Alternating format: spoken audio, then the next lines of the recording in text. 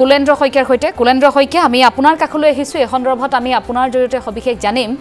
যেহেতু আমি বাতৰি সম্প্ৰচাৰ কৰিছিলো কাৰ্যালয়ত সময়মতে এই কৰ্মচাৰীসকল উপস্থিত নহয় আৰু সৌখিদিনা পিএইচৰ এগৰাকী অভিযন্তাকো গ্ৰেপ্তাৰ কৰা হৈছে উৎকুচ লোৱাৰ সময়ত গতিকে তেনেধৰণৰ দুৰ্নীতি ৰাজ্যৰ বিভিন্ন প্ৰান্তত সংঘটিত হৈছে ইয়াৰ সমান্তৰালকৈ নিৰ্দিষ্ট যি সময় দিয়া থাকে সেই সময়মতে চৰকাৰী কৰ্মচাৰীসকল কাৰ্যালয়ত উপস্থিত নোহোৱাটো যেনে বেমাৰ ধৰণৰে হৈ পৰিছে কাৰণ বিভিন্ন প্ৰান্তত হে আমি দেখিবলৈ পাওঁ যিমানে কাঢ়া নিৰ্দেশনা থাকে যিমানে জাননী জাৰি কৰা নাথাকক কিয় কেইটামান দিন পাছত সকলোবোৰ ভেকু ভাওনা হয় আমি আপোনাৰ জৰিয়তে সবিশেষ জানিব বিচাৰিছো বঙাইগাঁৱৰ খবৰ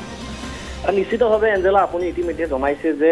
যিসমূহ পালমৰা কৰ্মচাৰী আছে পালমৰা কৰ্মচাৰীয়ে তেখেতসকলে সময়মতে উপস্থিত নোহোৱাৰ এটা বেমাৰ এই কথা আপুনি উল্লেখ কৰিছে আৰু বঙাইগাঁও জনস্বাস্থ্য কাৰিকৰী বিভাগৰ যিটো কাৰ্যালয় আছে বঙাইগাঁও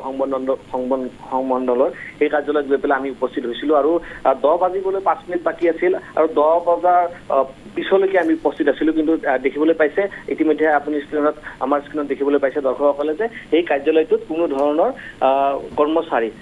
আমি দেখিবলৈ পোৱা নাছিলো অৰ্থাৎ অধিকাংশ কৰ্মচাৰীয়ে কাৰ্যালয়টোত উপস্থিত নাছিল আৰু এই বাতৰি আমি সম্প্ৰচাৰ কৰিছিলো আৰু এই বাতৰি সম্প্ৰচাৰ কৰাৰ পিছত এতিয়া বঙাইগাঁও জিলা আয়ুক্ত তেখেত যথেষ্ট কঠোৰ হৈছে আৰু তেখেতে ইতিমধ্যে যিটো কাৰ্যালয়ৰ যিসমূহ কৰ্মচাৰীয়ে উপস্থিত নাছিল তেখেতসকলক কাৰণ দৰ্শোৱা জাননী জাৰি কৰিছে তেখেতসকল কিয় সময়মতে উপস্থিত হোৱা নাছিল এই ধৰণৰ জাননী ইতিমধ্যে জাৰি কৰিছে আৰু তেখেতসকলে কাৰণ দৰ্শোৱা জাননীৰ জৰিয়তে তেখেতসকলে জনাব লাগিব জিলা আয়ুক্তক যে তেখেতসকলে কিয় উপস্থিত হ'ব পৰা নাছিল আৰু আমি দৃশ্য দেখুৱাইছিলো মাত্ৰ এগৰাকী চতুৰ্থ বৰ্গৰ কৰ্মচাৰীক আমি তাত প্ৰত্যক্ষ কৰিছিলো বাটাৰ বাহিৰে আপুনি দেখিছে তাত চকী মেজ এইবিলাক ফুলদানি হৈ ৰৈছিল ফাইলৰ দম যথেষ্ট আছিল কিন্তু তেখেতসকলৰ কৰ্মচাৰীক আমি দেখিবলৈ পোৱা যোৱা নাছিল আৰু আমি এইখিনিতে জনাব বিচাৰিছো যে জনস্বাস্থ্য কাৰিকৰী বিভাগৰ এই কাৰ্যালয়ৰ পৰাই আপোনাৰ জল জীৱন আঁচনিৰ যিসমূহ কাম আছে সেই কামসমূহ ৰূপায়ণ হয় আৰু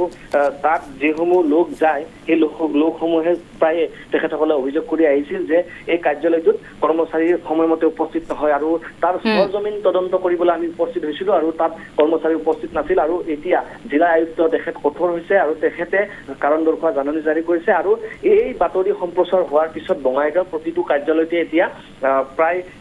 সকলোকে এক প্ৰকাৰ সতৰ্কবাণী কৰি দিয়া হৈছে যে সময়মতে চৰকাৰী কাৰ্যালয়ত উপস্থিত হ'ব লাগিব আৰু প্ৰতিটো বিভাগকে এই নিৰ্দেশনা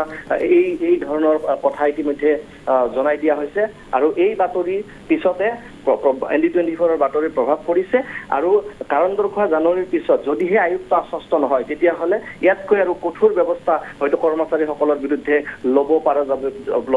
পাৰে এই ধৰণৰ ধাৰণা কৰা হৈছে আৰু ইতিমধ্যে এই সমগ্ৰ কথা আমি জিলা আয়ুক্ত কাৰ্যালয়ৰ পৰা আমি জানিব পাৰিছো এঞ্জেলা হয় ধন্যবাদ জনাইছো এয়া বঙাইগাঁৱৰ জিলা ব্যুৰো কুলেন্দ্ৰ শইকীয়া তেওঁ ইতিমধ্যে জনাইছে আমি বাতৰি সম্প্ৰচাৰ কৰাৰ পাছতে জিলা আয়ুক্তই কেনেধৰণৰ তৎপৰতা গ্ৰহণ কৰিছিল তাৰ পৰৱৰ্তী মুহূৰ্তত জাননী জাৰি কৰা হৈছে কিন্তু এই জাননীখন কিমান কামত আহে জাননীখন দিয়াৰ পাছত কৰ্মচাৰীসকল সময়মতে কাৰ্যালয়লৈ আহে নে নাহে নে পূৰ্বৰ দৰে একেই থাকিব সেয়া কিন্তু পৰৱৰ্তী মুহূৰ্তত লক্ষণীয় হ'ব আমাৰ দৃষ্টি নিবদ্ধ থাকিব সমগ্ৰ বিষয়বস্তুত